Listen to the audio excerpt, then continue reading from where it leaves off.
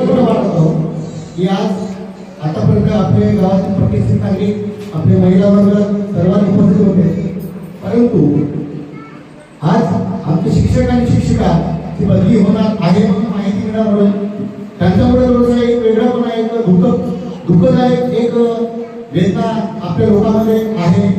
आणि अशा पद्धतीचं जर होत असेल, सरांनी म्हटले सर आज करूया उद्या करूया, पण सरांचं काही रिझल्ट तिथून काही आपल्याला दिसून नाही आला आहे. कोर्टाचा निर्णय येईपर्यंत आपण थांबून ह्या शब्द मला वारंवार सांगत होते. तरी पण मी एक पुढाकार म्हणून, एक प्रतिष्ठित नागरिक सरपंच म्हणून मी त्या ठिकाणी यांचा 19 लोकांच्या बदली प्रक्रियेचे अजूनपर्यंत रिझल्ट लागलेला नाही आहे. तरी पण आज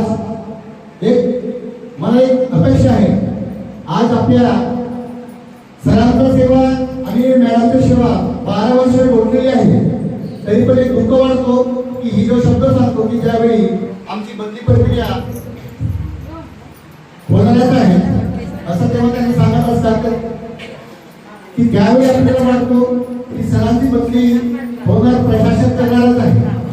पण एक आपल्या शाळा व्यवस्थापन समितीचे अध्यक्ष तथा सदस्य आणि आपले शाळेतील मुलांचे पालकवर्ग त्यांना मी एक विनंतीपूर्वक मी सांगितलं की सरांनी नाव सांगता सुद्धा मी ईमेल मध्ये सीओ साहेबांना आपल्या माझ्या लेटर पॅड मध्ये मी पाठवलेला आज मी सांगतो, सरांनी नाही म्हटले तरी पण मी ते उसळ देतो ही आता सुरू असलेली बदली प्रक्रिया आपल्या सहाय्यक शिक्षकांना दोघांचाही बदली रद्द करण्यात यावा आणि येणारे शिक्षक कसे आहेत ही आपल्याला जाणीव महत्वाची आहे.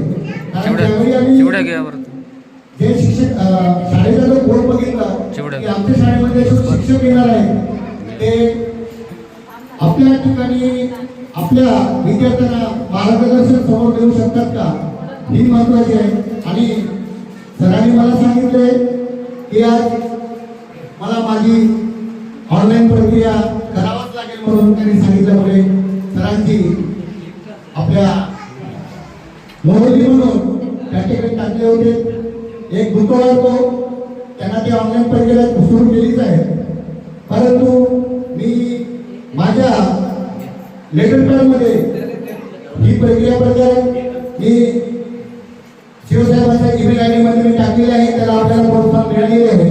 परंतु सरांनी म्हटले तरी पण टाकलेले आहे, पण प्रत्यक्षात आपण मला तिथून तो प्रतिसाद मिळाले असेल, पण